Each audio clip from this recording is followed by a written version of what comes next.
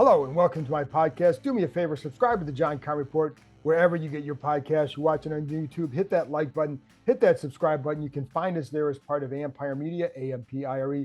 Always much appreciated when you tune in, especially after another game like this. Now, it's different from in the past, but is it? So I'll get to all that in a minute. So just a couple housekeeping items. You remember you can read my work on ESPN.com.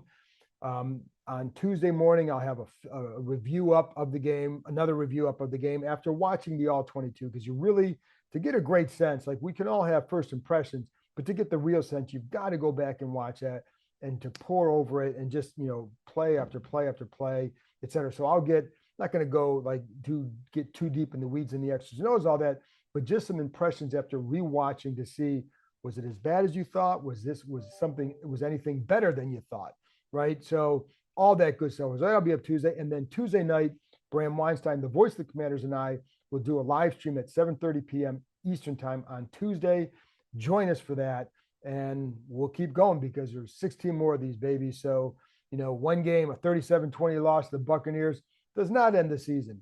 Even if you would like to have seen, everybody would like to have seen a much better showing for a first game under Dan Quinn. So anyway, let's get to it. So how do you assess this one?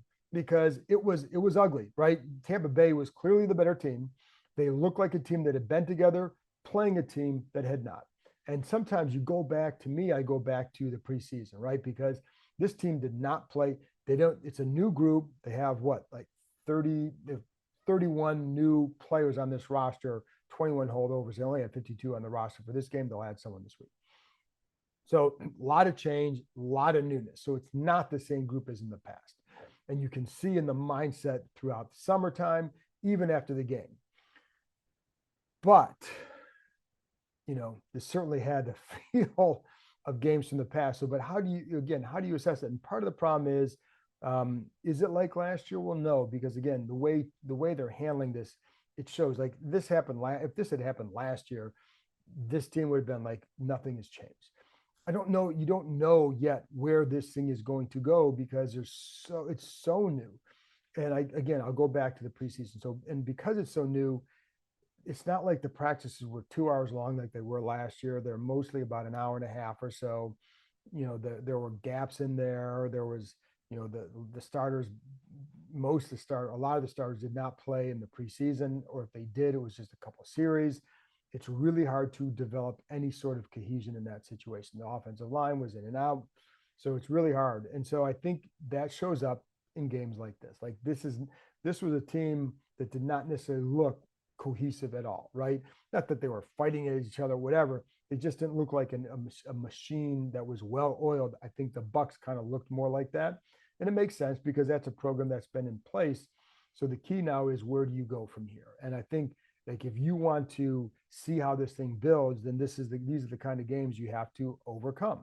And this is one of the things that Dan Quinn talked about after the game, that, listen, if you're a coach, you need to find a way to not just spin it forward, but to create the mindset.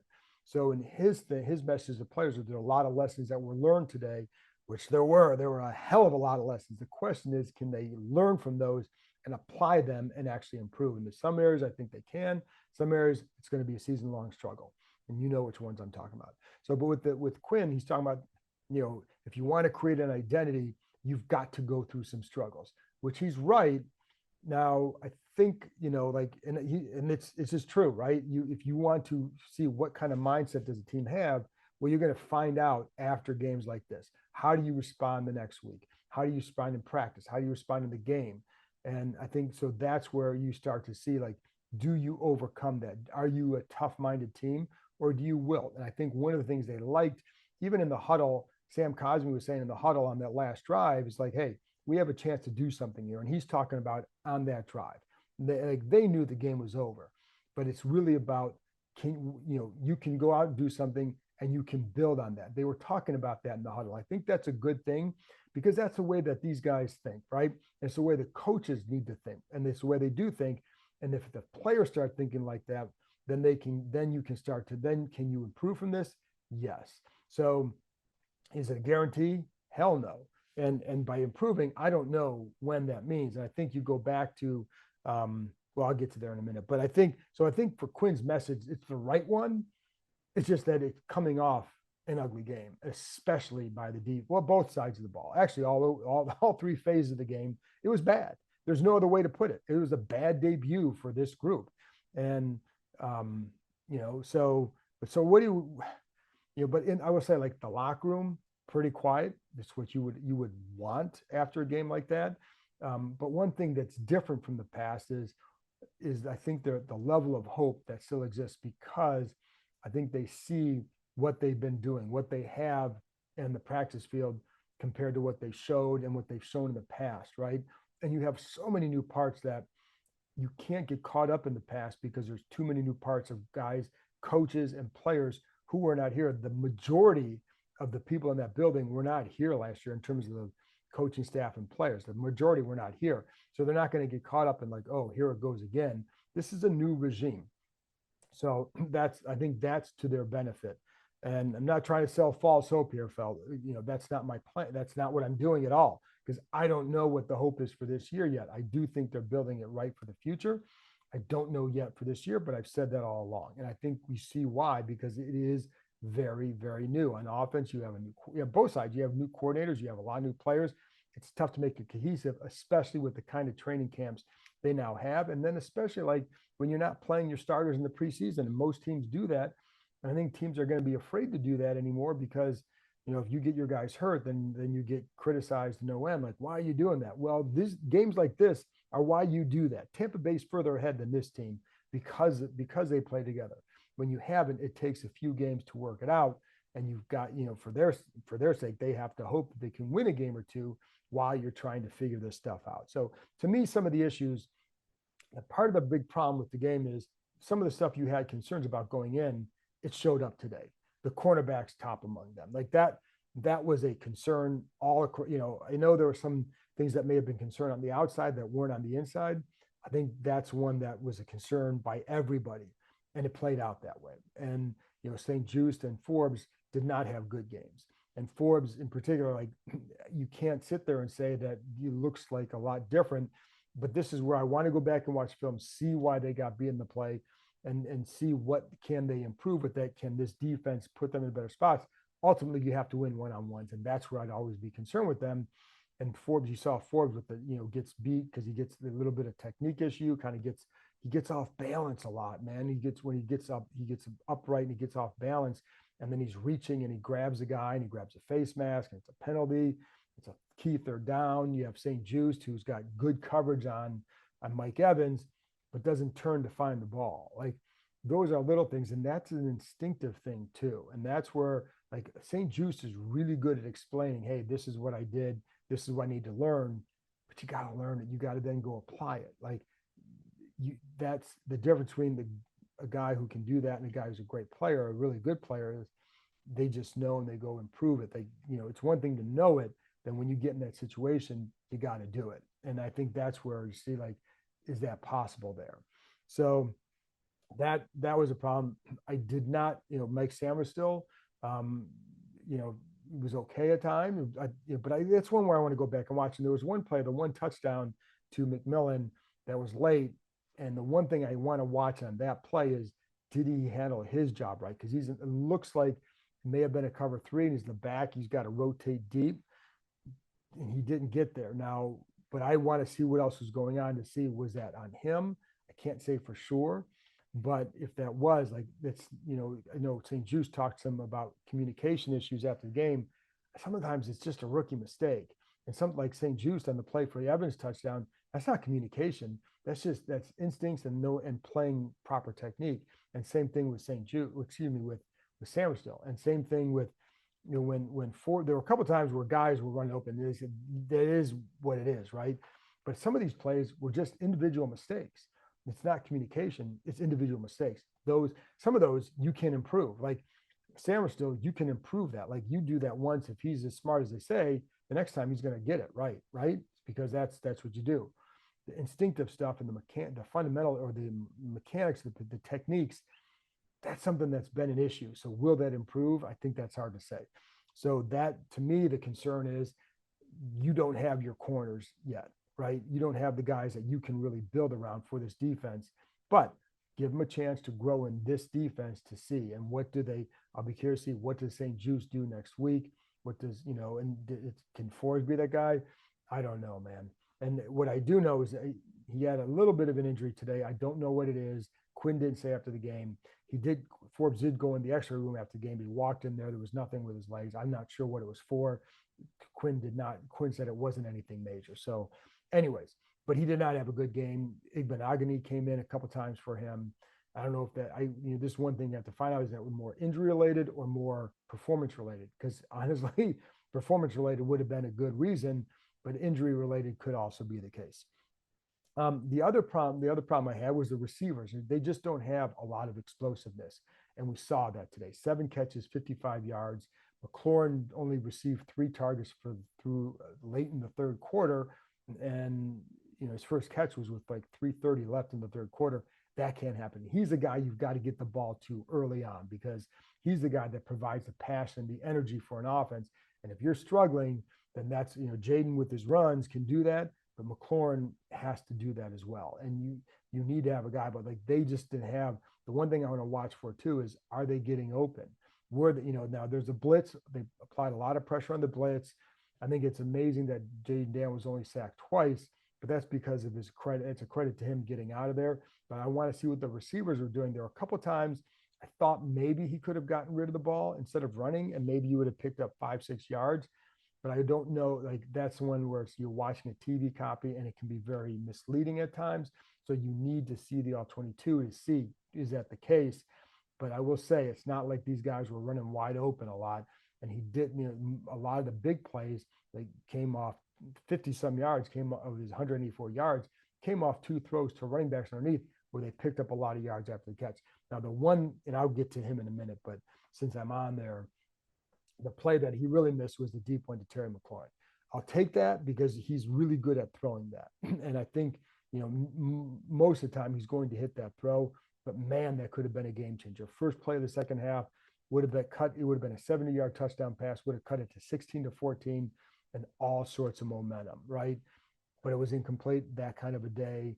But it was the right throw. It was a good move by McLaurin. They were sitting on these routes, and he threw a different move at them, and it went. But here's the problem. Like the Bucs were down to 1 healthy cornerback in this game, and they still couldn't take advantage. Now, some of that goes back to the pressure they were bringing, but it's still like that speaks to where they're at in the pass game. Like, do they have, one of the questions for ESPN I have to ask after the game is the big question. Well, to me, it was, do they have the guys around Daniels to help him succeed? And I think you can't say affirmatively for sure that you cannot say that right now, right? I thought Zach Ertz would be a bigger part. I still think he'll be a bigger part of this offense going forward. I think the backs will be a bigger part of this because I think they're a lot more proven. Like those receivers, Dan Quinn, they've talked a lot about, well, they each have something to offer. And that's true. They do.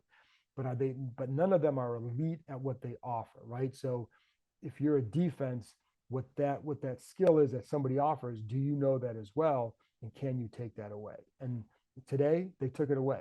So again, that's something where you got to go. I want to go back and see how were they defending them deep with the blitzes, and Tampa was really good with that. So that's something I want to watch for. But going back to some of the stuff that one of the things I was disappointed in, but this again, watching the film, the D tackles, did you feel their presence in the game? Did you like Frankie Louvu? I didn't feel his presence either. I thought that was a great signing. Didn't feel that. Now I think you will eventually, but did not feel it in this game. I felt like the tackling was sloppy. And you can go back to the stuff I was talking about in the preseason. Like for some of these guys, it's the first time they've really been tackling live at all. So there's going to be rustiness with it. Now, maybe I'm sure Tampa Bay has some of the same issues, and it didn't seem to bother them because they made some plays. They have big play receivers. But I think like the D tackles, like one of the things with the line, this goes back to the cohesion, right? And one of the things with the line today, they did a pretty good job applying pressure on Mayfield. The problem is when you're facing Mayfield, you really kind of want to keep things tight. You can't give them that little opening. They were leaving too many bigger gaps. And it's not about, and it wasn't like in the past, it was like, oh, guys are freelancing. It wasn't about that. I do think it's more about the coordinated rush or the cohesion as a pass rush group that you're not going to get until you play in a game. And so I think today you saw that, like there are a handful of times where like, oh, they have him. Oh, no, they don't. He gets out. But when you watch him in the past where his sacks come and the mistakes come is when you keep him confined to that pocket where you just tightening it, right? They could rarely get that. And he only was sacked one time. It should have been sacked a few times, right? But and so the D tackles, the pass rush is being funneled to those tackles. They got to produce, and they did not produce to that level, to the level that they're being paid. They did not do it today. So that had, but why is that? Well, that's something that I want to go back and watch and to see, am I right in that assessment or not? Because that's my initial thought is, did you, and those are the guys like they have to be the bell cows of that defense because they're the big studs, right? So they have to do that. Now, am I wrong on that? Then I'll let you know on Tuesday. But I do think that's something. And then this goes back to too, the long-term and the short-term development of this program. Long-term, I still like where they're headed. And I like it a lot because of number 5. And I'll get to him in a minute. But then the short-term is there's still a lot of unanswered questions. And, it's funny because I go back obviously a long way. And when Marty Schottenheimer was here early on in his tenure, it was a disaster. And they were 0-5, but they looked really bad.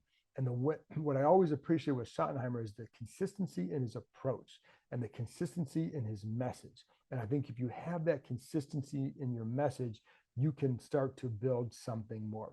I think Dan Quinn has that ability for the consistency in the message. I will say there's a different, Marty Schottenheimer was a hell of a coach. We don't know if Quinn is that kind of a coach. Like his tenure, he had one tenure in Atlanta and it was mixed. Schottenheimer was consistent for a long period of time. So you could look and say, I can't believe a Schottenheimer team is playing like this. Well, we can't say that because the way it ended in Atlanta for Quinn, we don't know where it's going to go. I will say this coaching, I like the coach. I'm not trying to say it's not going to go well, but we still have more to learn to assume that it's going to turn around right now. Right. So I think that's something to, that I thought about after the game because when Marty was here, I liked the consistency of his message. It was always got to go back to work. And for Quinn, it's always about, hey, what lessons are you learning? Can you apply them? You want the identity, you've got to struggle. Now that you've struggled, let's go find the identity. So I think there's a consistency in that message that definitely helps. Now you've got to go make it work on the field. Cade York, another problem, 1 for 3, misses a 56-yarder and a 47-yarder. You got to have those points. And it's great that he has a really good leg. We know that, but you got to put it between the uprights. And he had a problem with that in Cleveland, and he had a problem with that in his first game. As far as what that means for him here, Dan Quinn said he had not talked to Adam Peters about it yet. Probably he said it's going to be a conversation they have this week. Doesn't mean they're bringing guys in. It's just a matter of like, hey, is there something that needs to be done there or not? Because this is a problem. This team is not good enough to give up 6 points in a game. And, you could have certainly used it. By the way, the other thing too is, speaking of field goal kicks or extra points, after they cut it to, I can't remember what the score was, but they could have cut it to an 8-point game. And Quinn decided not to go for 2 at that point and just keep it like a 2-score game. He said it was because it was late in the third. If it had been early in the fourth, he definitely would have gone for 2. Personally, I would have gone for 2 at that time. But I don't think it, in the end, it didn't matter because the defense was really bad. I think one thing you have to keep in mind too is what's an excuse versus what's reality. And I think the excuse would be, I think there's a reality that they are young and that they are new. I think the excuse is that doesn't excuse everything, right? Because you can still tackle, you can still cover the right way, you can still play with instincts, and you didn't see that, right? I think but I think there is a reality to their situation, which is why we don't know. Like this roster, you knew that, we knew that going in, the roster needed work, and it still needs work. This is far from a finished product, and there was no way they're going to get everything solved in one offseason, but that's something we've talked about. Like, that's why, it's not like this should be a surprise that they started off with a loss in Tampa Bay. You want to see them play better. That's the problem, right? And so I think that was the disappointing part, is that they didn't play better. It was all three phases that really kind of struggled in the special teams phase. There's a lot on Cade York. He had to also kick the kickoff out of bounds, giving the ball to the Bucs at the 40-yard line. He just did not have a good game at all. And then I think like the other problem is the defense on third down. So this goes back to the pressure and keeping Baker Mayfield contained, and then the corner play, because the combination was not good. You're supposed to put on pressure, but when you let Mayfield scramble and get out of the pocket, big plays often happen, especially when you have those kind of receivers like Evans and Godwin and McMillan. Like that's going to be a really good group, and this team is not equipped to handle that kind of a group. And so, but the third downs, it has to change. I think they were 7 for 11. It's not what you want, but although 7-11 always open, kind of seeing what the Bucs receivers are, because it could have been worse too, because Mayfield missed on a couple throws to McMillan that could have made this a much worse game. So they benefited from some of Mayfield's inaccuracy early to get off the field, and you cannot rely on that every game. That's why like there's just a lot of work to be done on that defense, and not just finding ways to create pressure, but to contain a mobile quarterback. As you know, that's been a problem. It's a problem for everybody. Like it was a problem for Tampa Bay keeping Daniels in the pocket, but if you don't have the secondary that can cover, then it becomes a bigger problem. And the blitzes weren't really getting home. And so like there's a litany of things that they have to work on for sure right there. But again, I do think with the defense, same thing with the offense, a lot of new parts. And you had several guys who had not played in a game until today. So, they think, this always say like, see where it goes and does anything come out of this? I think the corners are the ones where you say, that's where you have to have a little bit of,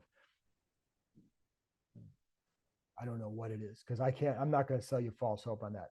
They've got to play better, and I'm not sure that they will. I do think you can play better. Will it be good enough? I don't know. Now let's get to Jayden Daniels, because that to me is like so much of the season just rests on is he the guy? And I think one thing you can say after today, the kid's a hell of a competitor. You saw this kind of stuff at Arizona State when he was a freshman there, just how much he competed. And I remember plays from his first year at Arizona State where he's just he's trying to run over guys, trying to run through guys, making big plays for that offense, really not knowing what he was doing. And I think you can look at today and most of the big plays, I think he had like 4 or 5 runs over 10 yards. So that's not what this offense really wants to be. You don't want him having to run as much as he was to keep it going. I will say I like that he got down most of the time. He took a couple of hits. By and large, for someone who ran as much as he did, he definitely took care of himself. Wasn't pretty sliding, but he did get down. And so that was the whole thing for him. And I like how he handled himself. And, one of the things that players talked about is that these guys are sold that they have their guy. So like and I think they take comfort in that they know that not only is he going to be there, but they can build with him. I think with Howell, there was always he's the guy, but for some guys, but as the season went on, you kind of knew, right? But with this one, they see something different, and I think that's a good thing for them, because I think it gives like, hey, if you got the guy, and then when you have that guy, it gives you a lot of hope. But they also it's because of the way he comported himself, and like Zach Ertz and Cosme and McLaurin, all veteran guys, all said the same thing. Like he was the same guy on the field, on the sidelines that he was in April, May, June, July, August, right? The same guy. And I think that matters to them, that they feel like he didn't get overwhelmed. He didn't panic. He played with poise. I think like McLaurin talked about how him having an upbeat mentality on the sideline, pulling the receivers aside, going over things after plays, staying in it till the end. Sam Cosme talked about one of the things that he liked is, well, it's a blowout, that they scored the touchdown at the end. And while it's a meaningless touchdown, it's like, as Terry said, they're garbage time stats. But both those guys start talking about using that kind of a drive as a measuring stick for them, as do you compete to the end? And I think, and Cosme said that too, that they were in the huddle, and he's like, and Cosme said that guys were saying, like, we have a chance to do something here, not necessarily here in Washington, but here on this drive, and to do something that maybe you can then take and build off of, finish with success. So I think that speaks to the mindset. It's kind of what Quinn was talking about, right? Or what he preaches is just continue to do that and building off that, right? And so I think that stuff is important. Now you just have to make it pay off. But with Daniels, he did show it. In fact, it's funny because one of the Bucks defenders told our ESPN's Jenna Lane, who's our Bucks reporter, that Daniels is the closest thing to Lamar that they're going to face, Lamar Jackson, right? So that's a pretty high compliment. But you want to get to a point where he's not having to run so much. Like you don't want you just like I would say the same thing with Lamar Jackson. You don't want him running that much. It's a hard way to survive. Same thing here, right? And I know he didn't take a lot of hits, but it is a hard way to survive. You're not going to get the kind of plays you need. You need to get these receivers in a way to provide some big plays, get that running game going. The running game really never got going, right? And so there's too many 2-yard runs early in the game. They need to do a better job there. There were times where the Bucks, I felt like they were just blitzing a lot and kind of stopping the run on the way to the quarterback and clogging lanes. And so, but there were a couple times late in other parts of the game where I liked the run design, right? I liked, there were a couple times they had a jet sweep action. They had the tight end pulling. So everything's going this way and they give it to Brian Robinson, kind of running back to the right. So just inside. And so you get a few yards that way. You had Eckler and Robinson in the backfield together in a kind of a funky formation, almost like in an I formation right next to Jayden Daniels. And Eckler goes this way, Robinson goes this way, gets like 6, 7, 8 yards in the red zone. I like that kind of stuff. So there's more they can do there, but they've got to get to that early and consistently, because if not, then you're one thing they said they don't want to do is make Jayden Daniels have him put on that Superman cape. But that right now is what the offense needs. And you do not want to go down that road so fast with a rookie. So they're going to have to find a way that some of these veterans can come through for him. But I do think, it speaks to, again, one reason I feel like they were working so hard with Kaz Allen on the backfield this summer is they know they need some more guys with some explosiveness or some juice. And I think he's got that to a degree, but not to the level that they need. And so I think that's something that you can add it to the offseason wish list. But I also think when you look at this roster, that you also can understand why they didn't go and just give whatever San Francisco wanted for Brandon Ayuk. And I still don't think they would have traded him. But the point is, this roster needs a lot. They're not just a receiver away. They need a lot. And so like, that's why I think you do things like that. But anyways, with Daniels, these guys were pretty pumped up after the game. Not as they pumped up, but they're pretty convinced that this guy is the guy. Like I think they still are very anxious to watch him grow and develop. And I don't think you can sit there I don't think this game certainly was not on Jayden Daniels. This game was on many other factors. Now you put that defense was just bad.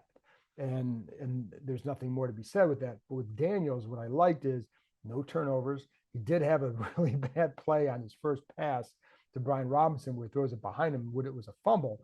But no turnovers, that's good. Gets himself out of trouble, that's good. Played with poise, that's good, right? Competed to the end. Like that's why he's, one thing Daniel said is like he's not going to, like that run where his helmet popped off inside the one, he's going for the touchdown. That's what you want the guy to do. Like if you're going to have him running the ball as a quarterback and you're at the one, you got to do that. But he's going to lower his shoulder and do that because he's going to compete. And I think the one thing you want at that position is a strong competitor, and that's what he is. And the other thing is like one thing they couldn't do because of the way the defense was, and because the kind of day they couldn't go as up tempo as they wanted to. Like I thought they're going to do more up tempo.